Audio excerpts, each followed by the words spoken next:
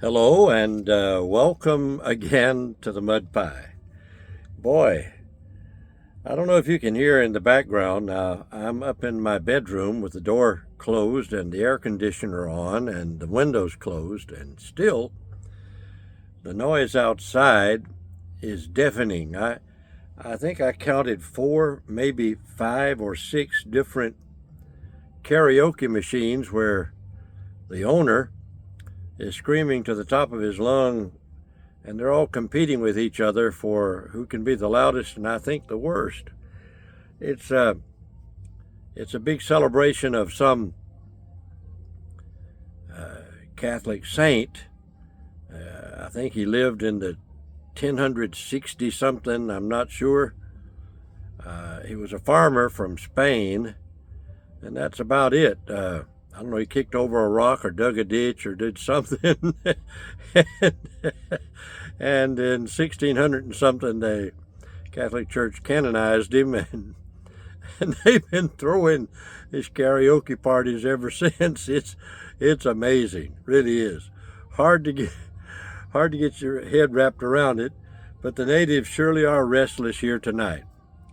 I wanted to spend one more time with you in Proverbs 16, verse 6. We've talked about the Holy Delima, and there is some closing thoughts that I'd like to add, and I hope you'll bear with me.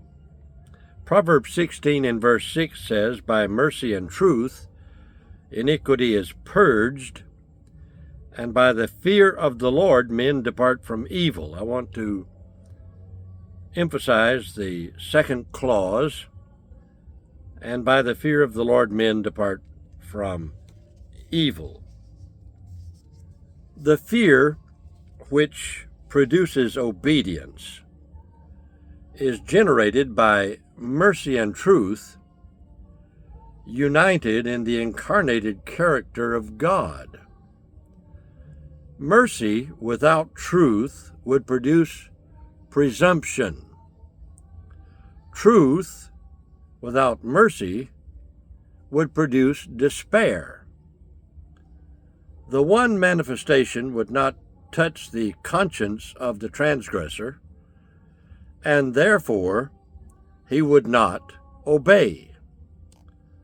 The other manifestation would crush him so that he could not.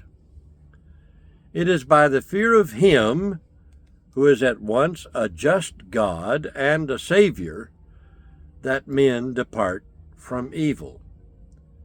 The emotion that fills a disciple's heart is like the atmosphere, composed mostly of two elements.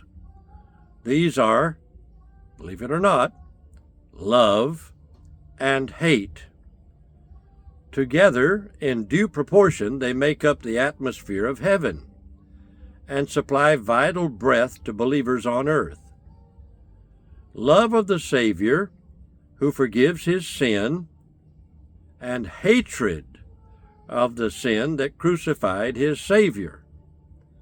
These two make up the vital element of saints. They cannot be separated from each other. To dissolve their union would be to change their essence. Hatred of sin is, let me put it this way, the lower side of love to the Savior. Love to the Savior is but the upper side of hatred of sin. In the new nature, there is a twofold strain, or leaning, if you will, acting constantly like an instinct, although much hindered in practice, a strain or bent of heart towards the Lord and away from sin. They who are near to God depart from evil, and they who really depart from evil draw near to God. At the two extremes stands the Lord and evil, with the man in the middle. If he draws near to the Lord, he will depart from evil. When a man determines on a course of evil, he puts God out of all his thoughts. When he desires to escape the snares of Satan, he will walk closely with God.